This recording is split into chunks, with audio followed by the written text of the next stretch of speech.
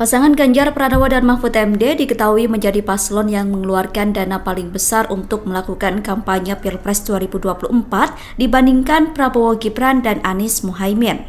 Dana yang dikeluarkan oleh Ganjar Mahfud mencapai 506 miliar rupiah. Namun modal besar yang digelontorkan kubu Ganjar Mahfud berbanding terbalik dengan perolehan suaranya. Berdasarkan hasil realcon sementara KPU, pasangan Ganjar Mahfud berada di posisi terakhir. Mereka bahkan kalah dari pasangan Anies Muhaimin yang menggelontorkan modal kampanye paling sedikit. Pengamat politik Universitas Al-Azhar Ujang Komarudin menduga dana kampanye Ganjar Mahfud tidak turun sampai ke akar rumput.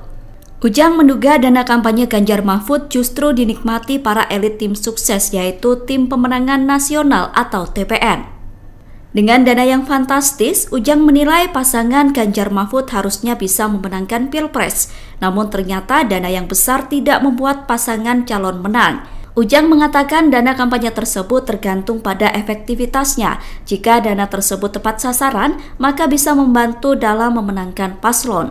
Perolehan suara untuk pasangan calon atau paslon di Pilpres 2024 nomor urut 03 diketahui menjadi urutan terakhir dalam quick count maupun real count.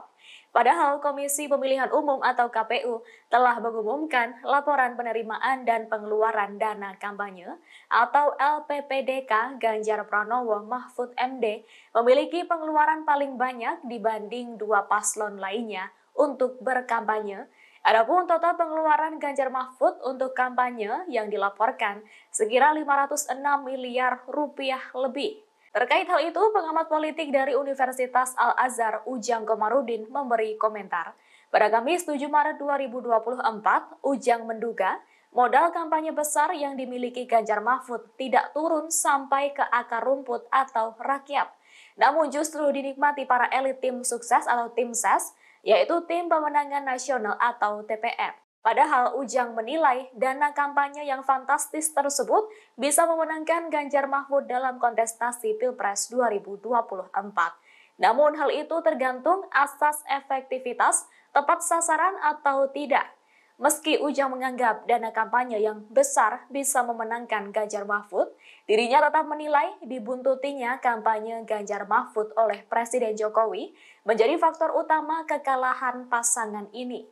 Ia mencontohkan ketika Ganjar kampanye di Papua, NTB, Jogja, Jateng, dimanapun itu selalu dibuntuti oleh Jokowi. Alhasil, sosok Jokowi menjadi faktor utama tergerusnya suara Ganjar Mahfud dalam Pilpres 2024. Saya tidak akan mandang itulah, biar jalan itu. Jadi biarkan laporan itu diproses KPK gitu? Ya terserah KPK aja. Ya, saya tidak terlalu tertarik mengikuti itu. Cawapres Mahfud MD memberikan reaksi yang berbeda terkait dengan kabar Ganjar Pranowo yang dilaporkan ke KPK.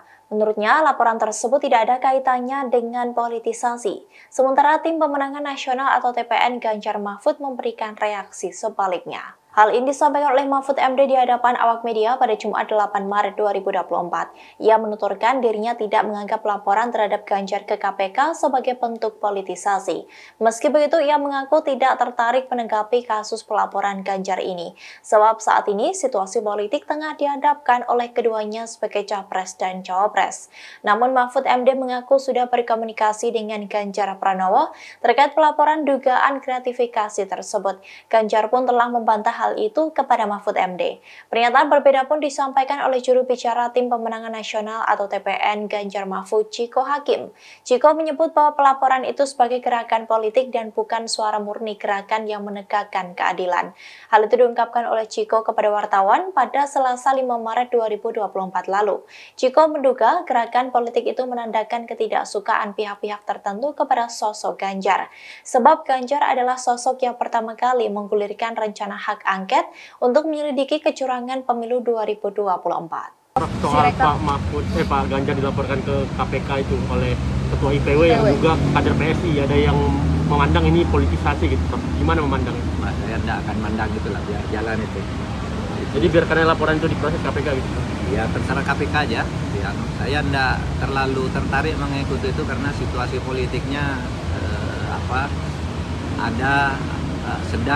sedang ada di depan kita, sehingga macam-macam nanti tafsir. saya tidak tahu, tapi sejauh ini komunikasi dengan saya dengan Ganjar enggak, katanya enggak ada itu. Solidaritas Masyarakat Anti Korupsi atau SIMAK mendatangi kantor Komisi Pemberantasan Korupsi pada Jumat 8 Maret 2024. Aksi SIMAK itu bertujuan untuk mendesak lembaga anti rasuah untuk segera memanggil dan memeriksa Ganjar Pranowo dan ex-Dirut Bank Jateng Supriyatno. Saat itu tampak massa unjuk rasa membawa mobil komando, kemudian membawa spanduk bertuliskan permintaan agar KPK tak lambat dalam menangani laporan dugaan gratifikasi tersebut. Koordinator aksi yakni Udin mengatakan pihaknya menyuarakan kasus tersebut bukan lantaran politisasi maupun kriminalisasi terhadap Ganjar.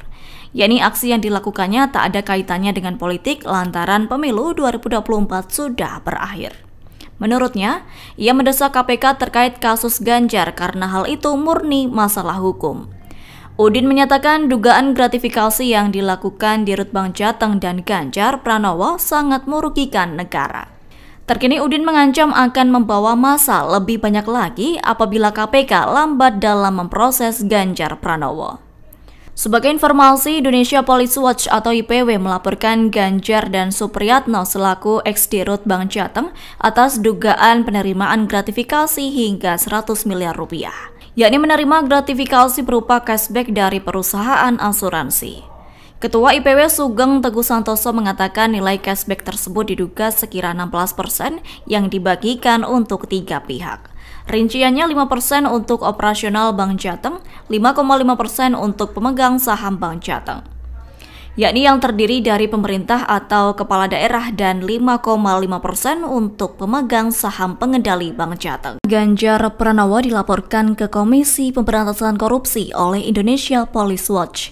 Ketua IPW Sugeng Teguh Santoso menyatakan Ganjar dan ex-direktur utama Bank Jateng, Supriyatno, dilaporkan atas dugaan penerimaan gratifikasi atau suap berupa cashback dari perusahaan asuransi senilai 100 miliar rupiah. Terkait hal itu, pernyataan Wakil Ketua Umum Partai Gelora, Fahri Hamzah, beberapa waktu lalu kembali mencuat. Yakni Fahri Hamzah sempat menyebut akan ada capres yang menjadi tersangka seusai Pilpres 2024 berlangsung 1 putaran. Pernyataan Fahri Hamzah disampaikan melalui akun media sosial X pribadinya. Pernyataan tersebut bernada seperti ancaman bahwa akan ada yang menjadi tersangka setelah kalah 1 putaran. Sebelumnya, dalam cuitannya di akun X, Fahri sempat membela Capres nomor urut 2 Prabowo Subianto yang dicecar Capres 01 Anies Baswedan, yakni terkait kepemilikan lahan 340.000 hektar di sejumlah wilayah. Lantas Fahri menyebut kekayaan yang dimiliki Prabowo berasal dari usaha yang halal. Kemudian Fahri juga menyinggung calon yang akan menjadi tersangka. Adapun pernyataan tersebut disampaikan setelah debat ketiga Pilpres 2024 dan viral di media sosial.